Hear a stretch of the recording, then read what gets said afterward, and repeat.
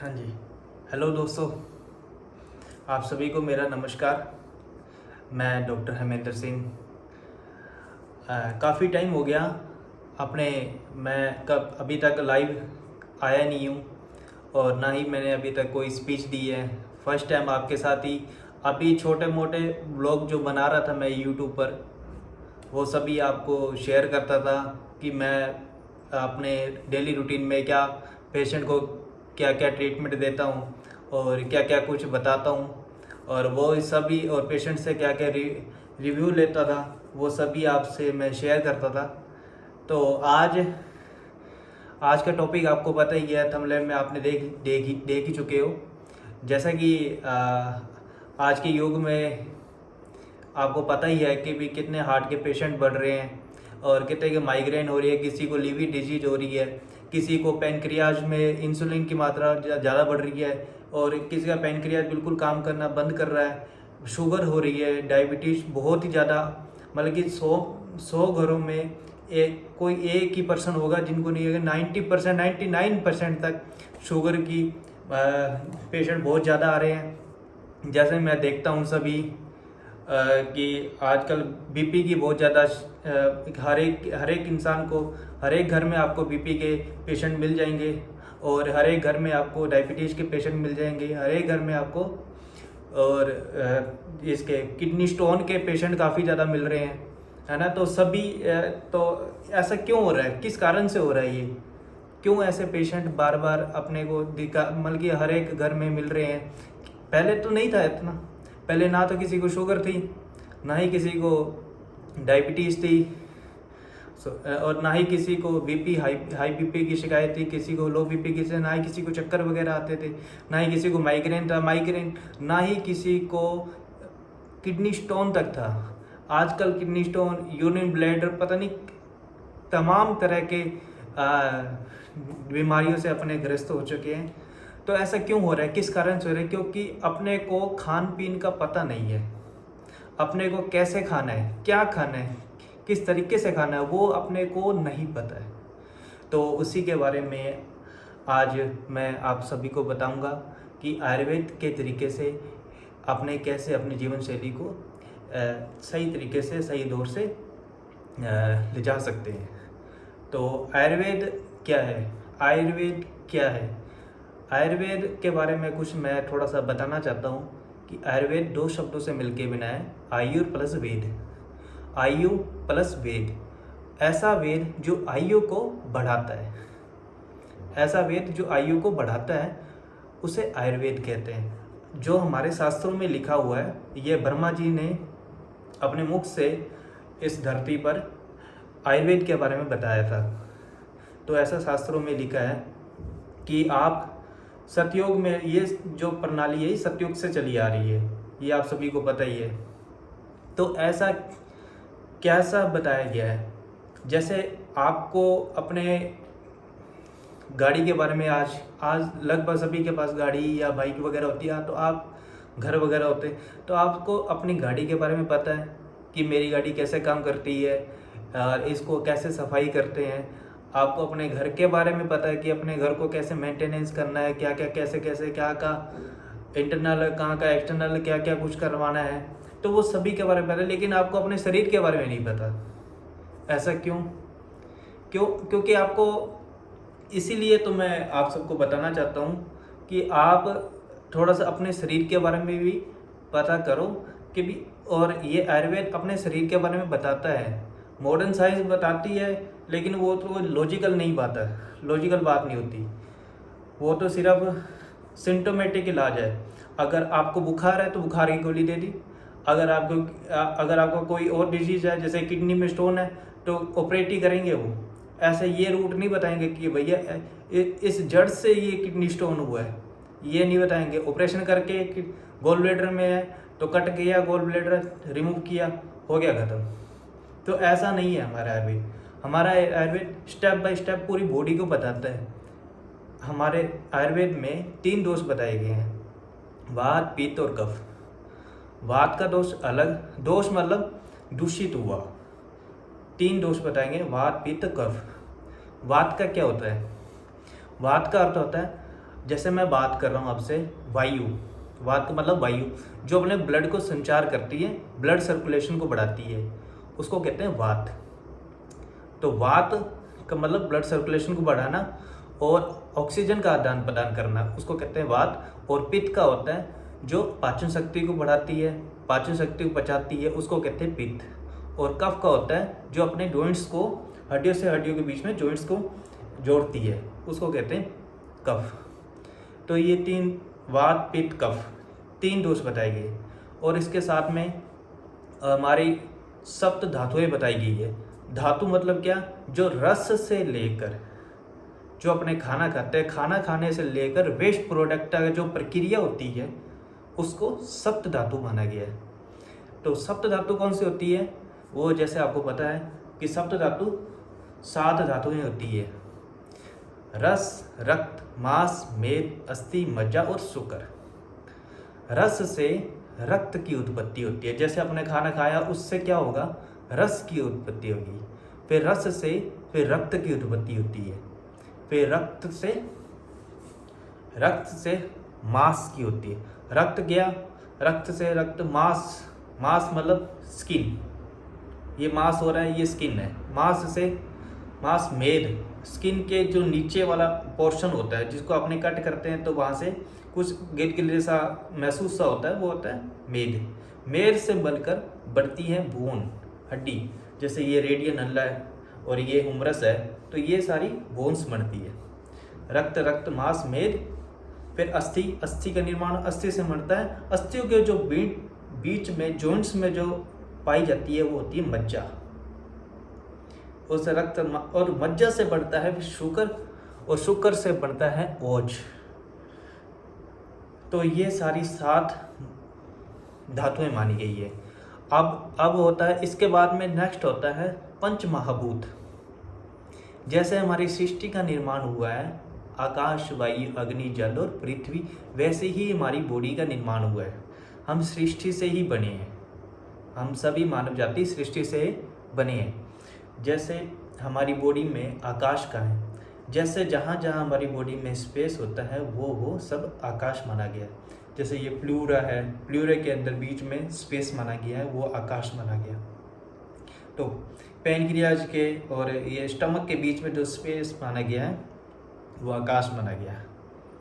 तो आकाश हो गया, ठीक है। आकाश से फिर वायु, आकाश, वायु, वायु जो अपने बात कर रहे हैं, ऑक्सीजन का जो आदान प्रदान हो रहा है वो होता है वायु, आकाश, वायु। अग्नि, अग्नि क्या होती है, अग्नि जो पाचन शक्ति को बढ़ाती है, पाचन शक्ति को क्रिया करवाती है, अपने खाना को पचाती है, उसको क्या कहते हैं, अग्नि। आकाश, वायु, अग्नि। जल, जल क्या होता है, जल 70% भाग अपने बॉडी का जल से होता है। जल है अपनी 70% बॉडी का भाग, तो वो है जल। आकाश, वायु, अग्नि, जल। और पृथ्वी, पृथ्वी जो अपने सारे ऑर्गन्स होते हैं, जैसे हार्ट हो गया, लीवर हो गया, स्टमक हो गया, किडनी होगी, यूरिन ब्लैडर हो गया, तो ये सारे क्या ऑर्गन्स क्या है, ये है अपने पृथ्वी। तो ऐसे ही अपने सप्त महाधातु से अपने मानव का निर्माण हुआ है, ऐसे ही हमारी सृष्टि का निर्माण हुआ है। तो इन्हीं के बीच में, इन्हीं के आयुर्वेद के बीच में ही अपने बॉडी का सारा संसार सब आ जाता है, इससे बाहर नहीं है अपनी बॉडी। तो आयुर्वेद का 2 सिद्धांत माने गए हैं, स्वस्थ स्वास्थ्य रक्षणम आधुरस्य विकार वर्षवंश, मतलब स्वस्थ व्यक्ति की स्वास्थ्य की रक्षा करना, रोगी व्यक्ति का रोग का निवारण करना। तो ये जो रोग का निवारण, वो बात अलग है कि अपने रोग का निवारण करने, जब से रोग, अपने पहले स्वस्थ व्यक्ति के स्वास्थ्य की रक्षा कैसे करें, अपने स्वस्थ हैं उसको स्वस्थ बनाए रखने के लिए तो अपने कोई नियम तो होगा। ऐसे ही आयुर्वेद में एक नियम बताए गए हैं, एक दिनचर्या बताई गई है अष्टांग हृदय में, कि अपने मानव शरीर से अपने स्वस्थ व्यक्ति को कैसे स्वस्थ रखना चाहिए, एक दिनचर्या बताइए। इस दिनचर्या में सबसे पहले उठ के, मैं आपको एक पूरे आयुर्वेद के तरीके अनुसार एक दिनचर्या बताना चाहता हूँ। चलो टॉपिक थोड़ा सा लंबा हो जाएगा, लेकिन मैं आपको एक दिनचर्या बताता हूँ कि आयुर्वेद के दिनचर्या कैसी होनी चाहिए। आयुर्वेद के अनुसार सबसे पहले आयुर्वेद में लिखा गया ब्रह्म मुहूर्त में उठना चाहिए। ब्रह्म मुहूर्त मतलब सूर्य उदय से 1.5 घंटा पहले, सूर्य उदय के 1.5 घंटा पहले ब्रह्म मुहूर्त में उठना चाहिए। तो ब्रह्म मुहूर्त में जब उठोगे, सबसे पहले आपको उठने के बाद पानी पीना है। सबसे पहले उठने के बाद क्या करना है? पानी पीना है। तो पानी आप पियोगे तो पानी आपको कभी भी खड़े होके नहीं पीना। पानी कभी भी अपने देखते हैं कि पानी गुड़ गुड़ गुड़ गुड़ गुड़ करके खड़े होके पी लिया, रसोई के पास में जाए गुड़ गुड़ करके, ऐसा कभी भी नहीं करना। नहीं तो आपको हमेशा ज़िंदगी भर जॉइंट्स पेन रहेगा, आपको हमेशा हड्डियों की कैल्शियम की मात्रा कभी भी नहीं मिलेगी, आपका सिर दिन ब दिन घटता जाएगा बढ़ने की बजाय। तो आपको हमेशा बैठ के पानी पीना है सुबह उठ के, और गुनगुना पानी पीना है। अगर किसी को बीपी की शिकायत है, किसी को कोलेस्ट्रॉल की प्रॉब्लम है, किसी को मोटापे की शिकायत है, तो वो गर्म पानी पी सकता है, नहीं तो अपने गुनगुना पानी पी सकते हो किसी भी मौसम में। तो सबसे पहले आपको उठ के, जैसे कोई अगर घुटने से ठीक है तो वो बैठ के पानी पिए, जैसे अपने टॉयलेट में बैठते हैं वैसे आपको बैठ के पानी पीना है। और अगर किसी को जॉइंट्स पेन रहती है, किसी को हड्डियाँ कमज़ोर हैं, कोई एज फैक्टर आ जाता है, तो उसमें अपने को कुर्सी पर बैठ के या फिर बैठ के पानी पीना चाहिए। तो ये तो होगी पानी की बात सुबह उठ के। आजकल मैं कभी देखता हूँ कि भी सुबह उठते ही लोग चाय पीते हैं, कॉफ़ी पीते हैं। हमारे शास्त्रों में कहीं भी नहीं लिखा, कहीं भी नहीं लिखा कि आप सुबह उठ के चाय पियो, कॉफ़ी पियो। चाय पीने, कॉफ़ी पीने कहाँ से आया ये? कहाँ से आया? ये अंग्रेज लोग लेके आए, उनका देख अपने भी चल पड़े। चलो उन्होंने चाय पीने तो अपने भी चाय पीने लग गए, उन्होंने देखा कि कॉफ़ी पीने लगे तो अपने भी चलो भाई कॉफ़ी पीने लगे। ऐसा ना करो, अपनी बॉडी का सत्यानाश ना करो। मैं आपको फिर से बता रहा हूँ कि आयुर्वेद के तरीके से आप अपने शरीर को संतुलन बनाओ, स्वस्थ रखो, ताकि बुढ़ापा आपका कम से कम 100 वर्ष तक तो हो। तो मैं ये चाहता हूँ आप बीमारी से ना मरो, एक्सीडेंट से हो जाए चाहे कुछ भी कैसे भी हो, वो भगवान की मर्जी है, लेकिन बीमारी से कभी ना मरो आप। मेरा तो यही उद्देश्य है। तो मैं यही बताना चाहता हूँ कि भी सबसे पहले आप गर्म पानी पियो, गुनगुना पानी अच्छा बढ़िया तरीके से गर्म करके। अगर किसी को फैट है तो फैट के अनुसार पियो। अपने भारत में इतने अच्छे प्रोडक्ट, इतने अच्छी चीज़ें भारतवासियों को दी है भगवान ने कि आप सुबह उठ के तुलसी का पानी पी सकते हो, आप गिलोय का पानी पी सकते हो सुबह उठ के, आप गौमूत्र अर्क ले सकते हो, आप एलोवेरा पी सकते हो, आप नींबू का पानी पी सकते हो। तो क्या क्या कुछ नहीं दिया है, बहुत कुछ दिया है। आप ये चीज़ें पियो, देखो आपकी बॉडी आपका कैसे कैसे दिन ब दिन आप जवान होते जाओगे। आजकल देख रहे 25 साल के लड़कों में कोई वो है ही नहीं, यंग ही नहीं है, कुछ वो जज्बा ही नहीं है कि हम कुछ कर सके अपने देशवासियों के लिए। जैसे भगत सिंह कर 25 साल में करके जा चुके थे और आज भी उनका नाम पूरे रहता है। तो मैं यही, तो टॉपिक थोड़ा चेंज हो गया, तो मैं दिनचर्या के बारे में बता रहा था। तो दिनचर्या अपनी ऐसे रखो। फिर उसके बाद में क्या करना चाहिए, तो अपना नाश्ता करो थोड़े से, हर तरह के, ऐसे नहीं है आजकल के भी परोठे खा रहे हैं नाश्ते में या फिर पोहे खा रहे हैं। 7 दिन अलग अलग चीज़ें खाओ, 7 दिन। कभी दलिया खिचड़ी बना ली, कभी चलो परोठे खाने तो चलो पंजाब साइड में हमारे परोठे चलते हैं, तो परोठे खा लिए तो 15 दिनों में एक बार खाना सफिशेंट है, कोई दिक्कत नहीं है। लेकिन आप डेली खा रहे तो वो डेली चाहे पोहे खाते रहो तो भी नुकसान करेगा वो। तो डेली कोई भी चीज़ नहीं खानी है आपको। तो सबसे पहले ये आप हफ्ते में 7 दिन नाश्ता अपना अलग रखो। कभी भीगे हुए चने के लिए, कभी हो सके तो हफ्ते में एक बार उपवास भी रखा करो, खाली पेट रखा करो। ये आज कुछ नहीं खाना पूरे दिन भर। बहुत बढ़िया रहेगा शरीर। अपने मशीनरी को रेस्ट भी तो मिलेगी, दिन ब दिन 24 घंटे चलती रहती है, तो वो कब तक काम करेगी। तो एक दिन रेस्ट के लिए भी होना चाहिए। तो आप नाश्ते के बाद में, फिर उसके बाद में सुबह उठ के फ्रूट्स भी खा सकते हो, वो भी बहुत अच्छा रहेगा आपके लिए। तो और इसके बाद में आप दोपहर को अच्छा सा लंच, जिसमें 1-2-3 चपाती हो और साथ में सैलेड वगैरह हो, तो वो आपका तो एक रूटीन है ये, कि सुबह आप भले दूध पियो, दोपहर को छाछ पियो, सुबह आप जूस पियो, सुबह आपको जूस पीना है, दोपहर को छाछ पीनी है और रात को दूध पी के सोना। कभी भी आपको रात को दही नहीं खानी, लस्सी नहीं पीनी। इससे क्या होता है, अपने शरीर में वात की उत्पत्ति होती है। वात से क्या होता है, जॉइंट्स में पेन होने लग जाते हैं, कभी कभार इंडाइजेशन भी हो जाता है, पित्त भी आपको नुकसान कर सकता है, पित्त से एसिडिटी की प्रॉब्लम हो सकती है, कब्ज की शिकायत हो सकती है, लूज मोशन लग जाते हैं, अपेंडिक्स तक, हर्निया तक हो सकते हैं। फिर ये आम तो हर्निया क्या होता है, किस चीज़ का रोग है हर्निया? हर्निया क्या है? पहले ज़माने में थोड़ी ना था हर्निया, अब होने लग गए। ये दही से, इनसे, ये रात को कुछ खाने, ये पड़ा रहता है ना मल यहाँ पर, तो वो ऐसे पता नहीं कैसे कैसे केमिकल रिलीज करता है, आप सोच भी नहीं पाओगे कैसे कैसे केमिकल अंदर मल सड़ के वो क्या परतें होती है, जो पेट के ऊपर से परतें होती है, जो पेट को जो इंटेस्टाइन होती है, ये लार्ज इंटेस्टाइन है, छोटी आंत, बड़ी आंत, इनके ऊपर एक परत होती है ताकि ये आंतें बाहर ना आए फूल की। तो ये आंतें बाहर आने लग जाती है उस चीज़ को, क्योंकि वो चीज़ें कमज़ोर हो जाती है, वो इतना वो बल्कि गैस बनाती है ना, खतरनाक सी गैस बनाती है, वो आंतों से बाहर फट के बाहर आ जाती है परतों को। तो उससे क्या होता है, कभी यहाँ हर्निया हो गया, कभी पेट में हो गया हर्निया, कभी बैक साइड में हो गया, यहाँ पर इस साइड हो गया, कभी यहाँ हो गया। यहाँ भी देखा है मैंने, पेट सूंडी पर, यहाँ अम्बिलिकल, जिसको बोलते अम्बिलिकल हर्निया, यहाँ भी देखा है। तो ऐसी ऐसी चीज़ें, तो मैं यही कहता हूँ, ये सारी चीज़ें छोटी छोटी चीज़ें हैं, लेकिन बाद में ये सबसे बड़ा गहरा रूप ले लेती है, जो इंसान को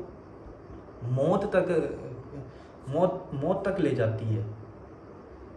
तो मेरा बस यही है कि आप अच्छे से दिनचर्या रखो, सुबह भर मुहूर्त में उठा करो, 20 मिनट तक कम से कम योगा करा करो, और छोटी मोटी एक्सरसाइज जो भी आपको, कपालभाति, अनुलोम विलोम, चाहे कुछ भी करो आप, चाहे छोटी मोटी रनिंग करो, घूमने चले जाओ, कुछ भी करो एटीट्यूड, लेकिन आप ऐसी दिनचर्या रखो कि सब सुबह से लेकर, सुबह आपका जो आधा 1 घंटा है ना, वो पूरा 24 घंटे आपको कवर कर लेगा, वो पूरे 24 घंटे। तो सुबह उठ के आप, बस यही है कि भी दिनचर्या के सुबह का जो टाइम है 1-1.5 घंटे का, बस वही आपकी पूरी दिनचर्या में आ जाती है। बस उसको थोड़ा मेंटेन कर लो और अपने डाइट को मेंटेन कर लो, और इसके साथ में सैलेड वगैरह, और जो भी कुछ खाओ आप, वो चबा के खाओ, और खाओ कम, टाइम ज़्यादा लगाओ उस चीज़ को, नहीं समझे? खाओ कम, जैसे आप 2 रोटी खा रहे हो, तो 2 रोटी खाने में कम से कम उस एक टुकड़े को कम से कम कहते हैं कि 32 बार चबाना चाहिए एक टुकड़े को। तो इतना तो नहीं हो पाएगा, लेकिन उसका पूरा रस निकाल दो आप एक टुकड़े को, जितना हो सके। तो वही मैं कह रहा हूँ कि भी टाइम लगाओ ज़्यादा, खाओ कम। तो ये आयुर्वेद का एक छोटा सिद्धांत है। बाकी कभी नेक्स्ट बार, कभी और दिन मैं आपको बताऊँगा कि कैसे कैसे आपको नाड़ी परीक्षण करना चाहिए, कैसे आप अपनी नाड़ी को देखकर आप वात पित्त कफ के बारे में पता कर सकते हैं, और आपको क्या क्या किस दोष का है, आप वात दोष के हो, आपको पित्त आपका कमज़ोर है, आपका वात कमज़ोर है, आपका कफ कमज़ोर है, उसके बारे में मैं आपको बताऊंगा। और ऐसे ही सेशन चलता रहेगा अपना आज के बाद, और बाकी व्लॉग मेरे आते रहेंगे। और तो आगे के बारे में मुझे अब आज्ञा दो जाने का। तो अगर वीडियो अच्छी लगे और अच्छा सा आपको कुछ सीखने को मिले, तो छोटे भाई को एक लाइक दे देना, ताकि मुझे पता लगे कि आपको ये वीडियो बहुत अच्छी लगी। Thank you so much. धन्यवाद आप सभी का।